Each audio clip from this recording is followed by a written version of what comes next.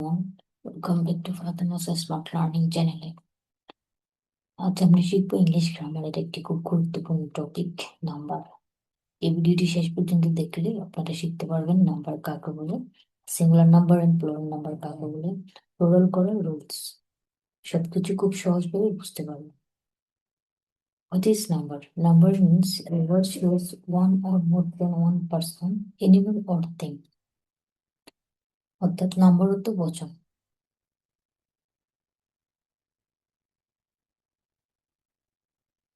What is number? In English grammar, number means a word shows one or more than one person, animal or thing. অর্থাৎ যেই শব্দ দ্বারা একজন অথবা একের অধিক ব্যক্তি, বস্তু বা প্রাণীকে বোঝায় তাকে কি বলে? নাম্বার বলে। বাংলায় বোঝাই, নাম্বার দিয়ে বোঝায় একটা না একাধিক। There are two types of number. First one is singular number, then plural number. What is singular number? Singular number means one person, one animal or one thing. অর্থাৎ যে শব্দ দ্বারা শুধুমাত্র একজন ব্যক্তি, বস্তু বা প্রাণীকে বোঝায় ওই শব্দ বা নাউনকে সিঙ্গুলার নাম্বার বলে। Examples: boy, book, pen and girl. অর্থাৎ বয় অর্থ বালক, এখানে একজন বালককে বোঝানো হয়েছে। বুক অর্থ বই, একটি বইকে বোঝানো হয়েছে। পেন অর্থ কলম, একটি কলমকে। দেন গার্ল অর্থ মেয়ে, একটি মেয়েকে বোঝানো হয়েছে। এখানে প্রতিটি ওয়ার্ড শুধু একটাকেই বোঝাচ্ছে, যার কারণে এই ওয়ার্ড বা বিশেষ্যগুলোকে সিঙ্গুলার নাম্বার বলে।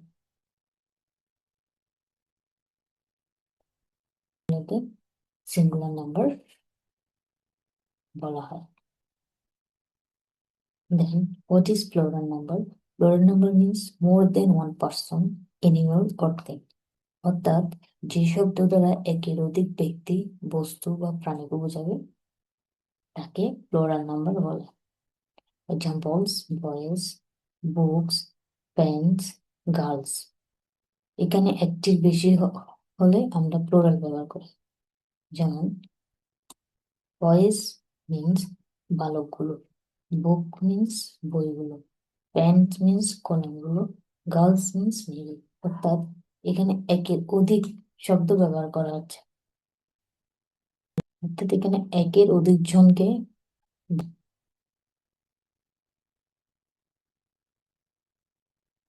অর্থাৎ এখানে একের অধিক জনকে বোঝানো হচ্ছে, বলা হয়। Rules of plural number. অর্থাৎ সিঙ্গুলার থেকে কিভাবে প্লুরাল করতে হয়। বেশিরভাগই নাউনের ক্ষেত্রে শুধুমাত্র শেষে এক যোগ করলে প্লুরাল হয়ে যায়। যেমন বয়, বয়েজ, বুক, বুকস, পেন, পেন্স। অর্থাৎ বইয়ের সাথে এস যুক্ত করে বয়েজ, বালক, বালকগুলো, বুক, বুকস, বইগুলো, পেন, পেন্স, পেন, পেন্স অর্থাৎ কলম, কলমগুলো। তাহলে এই অধিকাংশ নাউনের ক্ষেত্রে শুধুমাত্র শেষে এক যুক্ত করে আমরা কি করতে পারি? সিঙ্গুলার থেকে প্লুরাল করতে পারি। সেকেন্ড রুলস হচ্ছে, যে ওয়ার্ডের শেষে এস, এসএইচ, সিএইচ, এক্স অথবা ও ও থাকে সেগুলোর শেষে ইএস যুক্ত করে প্লুরাল করতে হয়। যেমন bus, buses, box, boxes, mango, mangoes, watch, watches. এখানে একটু লক্ষ্য করলে দেখা যায়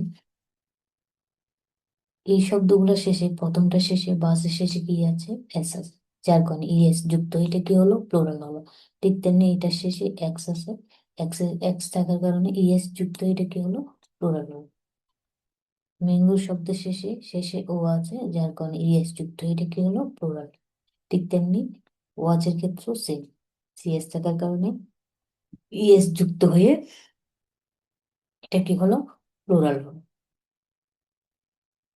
3 নম্বর নিয়ম নিয়ম হলো, ওয়ার্ড যদি কনসোনেন্ট প্লাস ওয়াই দিয়ে হয়, ওয়াই দিয়ে শেষ হয়, তাহলে ওয়াই বাদ দিয়ে আইএস বসে। অর্থাৎ যে শব্দের শেষে ওয়াই থাকবে এবং এর পূর্বের শব্দটি কনসোনেন্ট হবে, তাহলে সেই ক্ষেত্রে ওয়াইটা তুলে দিয়ে আইএস যুক্ত করে কি করতে হবে? প্লুরাল করতে হবে। এক্ষেত্রে কনসোনেন্টটা কি? অনেক শিক্ষার্থী আমরা বুঝবো না। ইংরেজি বর্ণমালাকে 2 ভাগে ভাগ করা হয়েছে, কনসোনেন্ট এন্ড ভাওয়েল। ইংরেজি বর্ণমালায় টোটাল 26টা অক্ষর রয়েছে। 26টি অক্ষরের মধ্যে 5টি হচ্ছে ভাওয়েল, আর বাকি অল্পগুলো হচ্ছে কি কনসোনেন্ট। এখানে হাইলাইট করা যেগুলো আছে এ, ই, আই, ও, ইউ, এই হাইলাইট করা 5টি অক্ষরই হচ্ছে কি ভাওয়েল, আর বাকি সবগুলো হচ্ছে কি কনসোনেন্ট।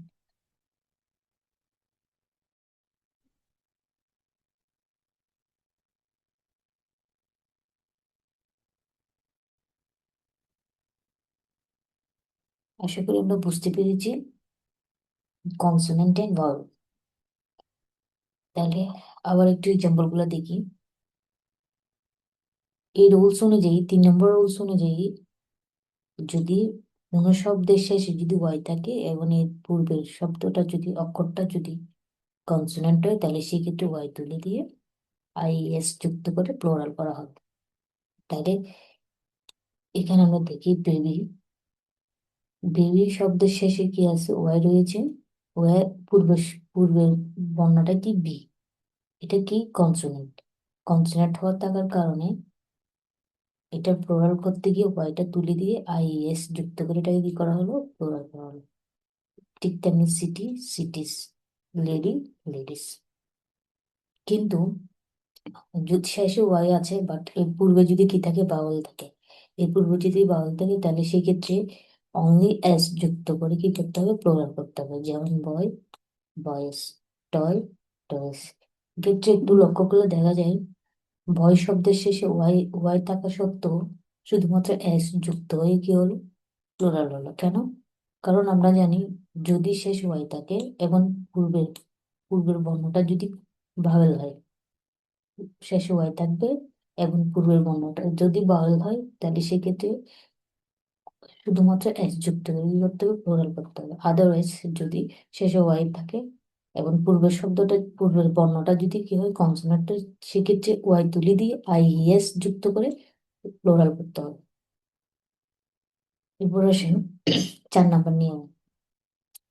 4 নম্বর নিয়মে কিছু ওয়ার্ডে এফ বা এফ ই বাদ দিয়ে বিইএস বসে। যেমন leaf, leaves, knife, knives, wife, wives. এখানে লক্ষ্য করলে দেখা যায় লিভ শব্দটার শেষে কি রয়েছে, এফ আছে।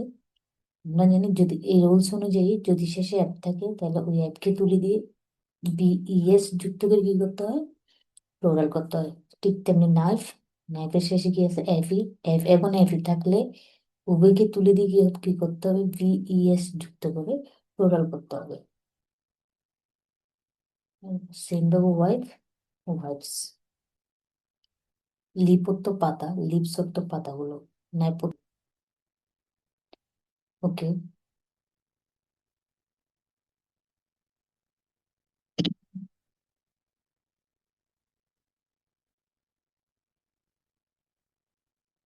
এবার আসি 5 নম্বর নিয়মে।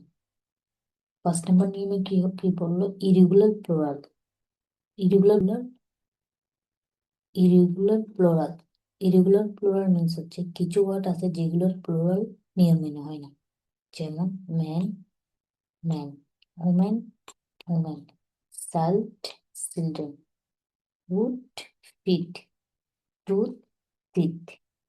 এখানে দেখেন man spelling A M N, but এটা প্লোরাল হবে এম ই এন, অর্থাৎ একই করে এটা কি হলো, প্লোরাল হলো। ঠিক তেমনি উমেন, ঠিক তেমনি child, child, children, foot, feet, tooth, teeth.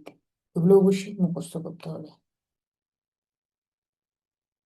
কিছু প্র্যাকটিসের জন্য আমি হোমওয়ার্ক দিচ্ছি, ট্রাই টু মেক প্লোরাল। এগুলো নিজেরাই প্লোরাল করার চেষ্টা করবা এবং এগুলা প্লোরাল করে কমেন্ট বক্সে অবশ্যই কমেন্ট করে জানাতে হবে। হোমওয়ার্ক গুলো অবশ্যই কমেন্ট বক্সে জানাতে হবে, আমি রিভিউ করব। ওকে, আচ্ছা আমরা শিখলাম what is number, what is singular number, then plural number, singular থেকে কিভাবে প্লুরাল করতে হয়, এই নিয়মগুলো আমরা শিখলাম। ভিডিওর মধ্যে যদি এই টপিক্স এর মধ্যে যদি কারো কোনো প্রবলেম থেকে থাকে, অবশ্যই কমেন্ট বক্সে কমেন্ট করে জানাবেন। আর ভিডিওটি যদি ভালো লেগে থাকে অবশ্যই লাইক, কমেন্ট এন্ড সাবস্ক্রাইব করে পাশে থাকবেন। পরবর্তী ক্লাসে দেখা হবে। আল্লাহ হাফেজ।